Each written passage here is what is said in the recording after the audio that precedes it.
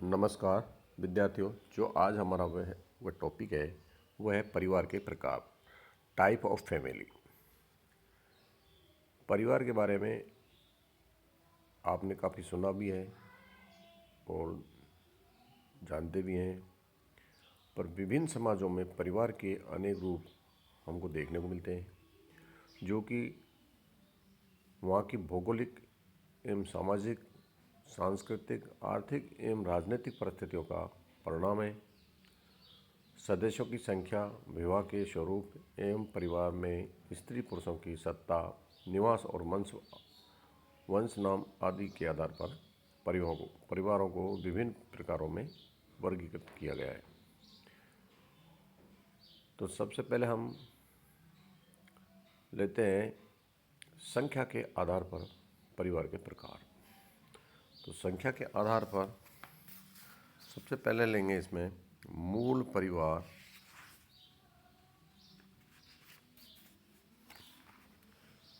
या केंद्रीय मूल नाभिक।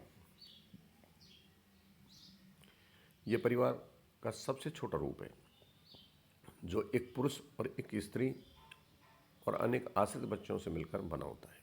इसमें अन्य रिश्तेदारों को सम्मिलित नहीं किया जाता है। यहाँ तक कि बच्चे भी अविवाहित होने तक ही इसके सदस्य होते हैं। वर्तमान में औद्योगिक नगरीय समुदाय में इस प्रकार के परिवारों की संख्या बढ़ती जा रही है। इसमें सेकंड नंबर है संयुक्त परिवार। संयुक्त परिवार हम उसे मानते हैं जो एक संयुक्त परिवार में 3 या 4 से अधिक पीढ़ियों का सदस्य साथ साथ एक ही घर में निवास करते हों और उनकी संपत्ति सामूहिक होती है। वे एक ही रसोई में खाना बनाते हैं, सामाजिक पूजा भी भाग लेते हैं, परस्पर किसी न किसी रिश्तेदार व्यवस्था से संबंधित होते हैं। संयुक्त परिवार के सदस्य एक दूसरे के प्रति अधिकारों एवं दायित्वों को भी निभाते हैं। दुबे ने कहा है कि यदि कई मूल परिवार एक साथ रहते हो और उनमें निकट का नाता हो, एक स्थान पर भोजन करते हो और एक आर्थिक इकाई के रूप में कार्य करते हो, तो उन्हें उनके सम्मिलित रूप में संयुक्त परिवार कहा जा सकता है। तीसरा है विस्तृत परिवार। इस प्रकार के परिवार में सभी रक्त संबंधी व अन्य संबंधी भी सम्मिलित होते हैं। ऐसे परिवारों में संबंध व रिश्तेदारों का भी ठीक ठाक ज्ञान नहीं हो पाता है।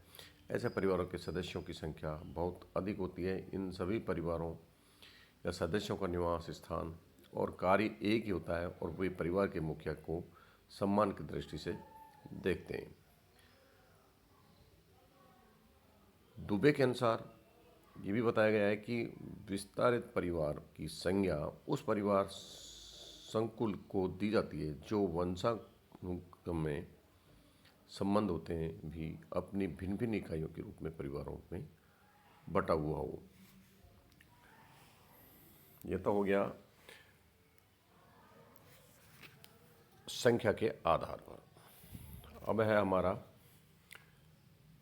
निवास के आधार पर। देखो, विवाह के बाद दंपति का निवास स्थान कहाँ हो, इस आधार पर भी परिवारों का वर्गीकरण किया गया है, जो इस प्रकार से है। पितृस्थानीय परिवार। यदि विवाह के बाद पति पत्नी अपने उसके माता पिता के साथ रहने लगते हैं तो उसे हम पितृस्थानीय परिवार कहते हैं। हिंदुओं में, मुसलमानों में, भील, खड़िया, कई पितृवंशी परिवारों में ये प्रथा पाई जाती है। नंबर सेकंड है मातृ स्थानीय परिवार। इसके विपरीत जब विवाह के बाद पति पत्नी के साथ उसके माता पिता के निवास स्थान पर रहने लगता है तो उसे मातृ स्थानीय परिवार कहते हैं। इस प्रकार के परिवार भारत में माला वर्ग के नायरों और खासी व गारो जाति में भी देखने को मिलता है। नंबर 3 पे है नव स्थानीय परिवार। जब पति पत्नी विवाह के बाद न तो पति के पक्ष में और के लोगों के साथ और न ही पत्नी के पक्ष के लोगों के साथ रहते हैं, वरन अपना घर अलग बना कर रहते हैं, इसे हम नव स्थापित परिवार कहते हैं। नंबर 4 पे है मातृ प्रतिस्थानीय परिवार। कई समाजों में नव विवाहित दंपति पति या पत्नी में से किसी एक के भी साथ रहने को बाध्य नहीं होते, वरन दोनों में से किसी के भी साथ रह सकते हैं। ऐसे परिवार को मातृ पितृ स्थानीय परिवार भी कहते हैं। नंबर 5 पे है मामा स्थानीय परिवार। ऐसे परिवार में नवविवाहित दंपति पति के मामा माँ के भाई अर्थात माता के परिवार में जाकर रहने लगते हैं।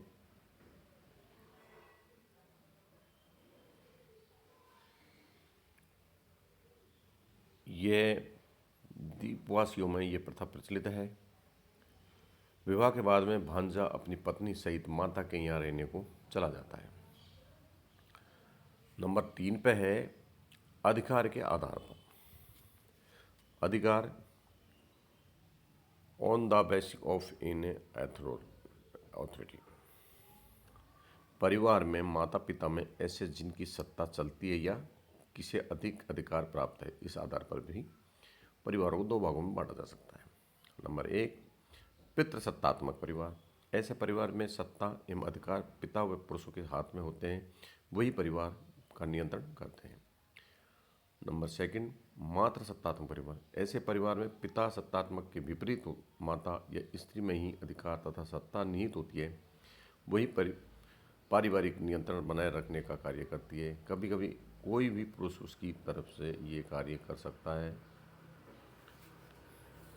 यह मातृ सत्तात्मक एवं मातृ वंशीय परिवारों की मैकआवर इन पेज में निम्नलिखित विशेषताओं को बताई गई है। विवाह के बाद पति भी पत्नी के घर जाकर निवास करता है और उसके परिवार का सदस्य बन जाता है। स्त्री अपने पति के घर पर नहीं जाती। संपत्ति एवं पद का अधिकार मामा के भांजों के प्राप्त होता है, जो ट्रावणकोर कोचिन में राजा का उत्तरदायी राजा का पुत्र न होकर उसका भांजा भी होता है।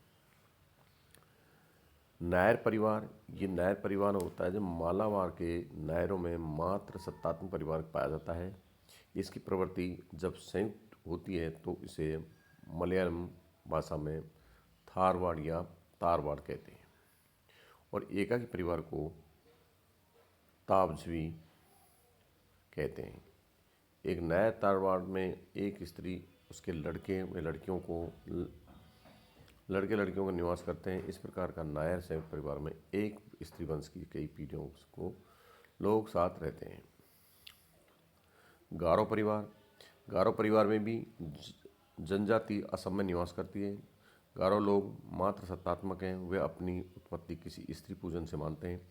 वंश क्रम मात्र पक्ष के से ही निर्धारित होता है। विवाह के बाद पति पत्नी के घर जाकर निवास करता है। उत्तराधिकार पुत्रों को नहीं वरन पुत्रियों को मिलता है।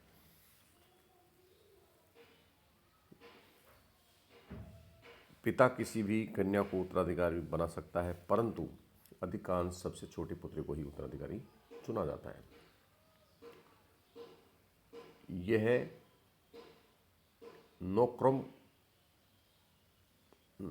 उत्तराधिकारी को नाकुना या पति को नौकरौन कहा जाता है। अन्य पुत्रियों के पति को चौबारी कहा जाता है। खासी जनजाति में। खासी जनजाति आसाम में निवास करती है। ये मात्र स्थानीय और मातृवंशीय है। पारिवारिक धर्म सामान्य समाधि, जहाँ परिवार के सदस्यों की अस्थियां मृत्यु के बाद रखी जाती है, में भाग लेने ऐसे कार्यों में जो सदस्यों को एक सूत्र में बांधते हैं। अन्य मात्र सत्तात्मक परिवारों की तरह स्त्रियों की संतानें ही परिवार की सदस्य होती है। चौथा है उत्तराधिकार के आधार पर। उत्तराधिकार के आधार पर एक ही परिवार में संतानों को पद आदि दिए जाने का क्रम भी पितृपक्ष के पुत्रों या मातृपक्ष के लड़कियों को दिया जाता है। तो नंबर 1 पितृमार्गी। ये परिवार ऐसे परिवार उत्तराधिकारी के नियम पितृपक्ष के आधार पर तय किए जाते हैं। मातृमार्गी ऐसे उत्तराधिकारी के नियम मातृपक्ष के आधार पर तय किए जाते हैं। 5वां है वंश नाम के आधार पर।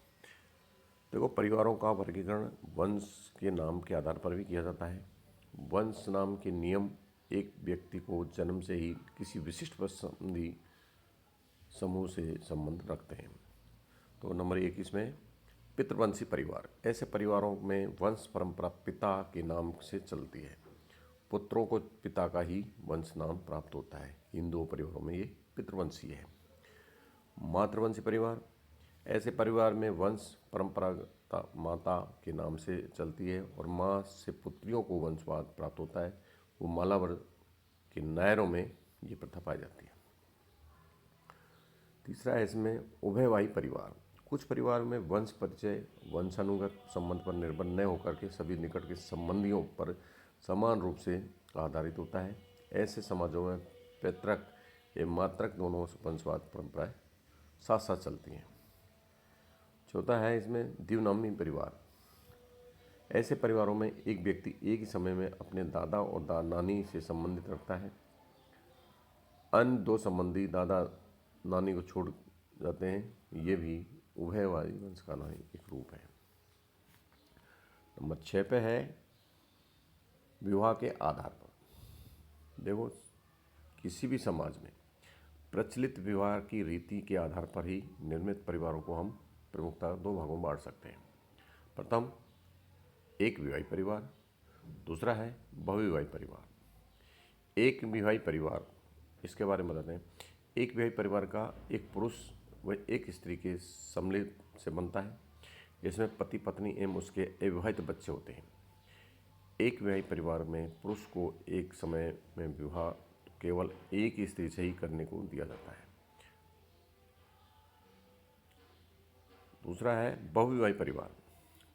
ऐसे परिवार में एक समय में एक से अधिक यौन साथी स्वीकृत होते हैं। इसके अनेक रूप हैं। कौन कौन से हैं इसमें?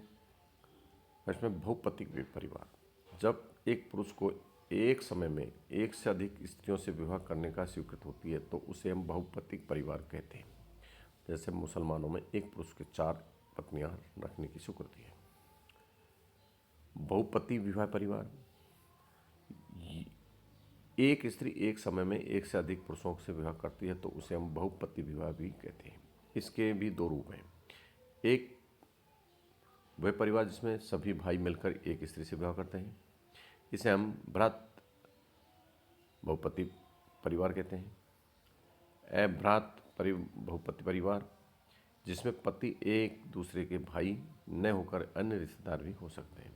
इस प्रकार के परिवार को जौनसार, बाबर के खस, नीलगिरी के टोडा एवं कोटा तथा मालामार के नायर लोगों का तिब्बत में पाए जाते हैं।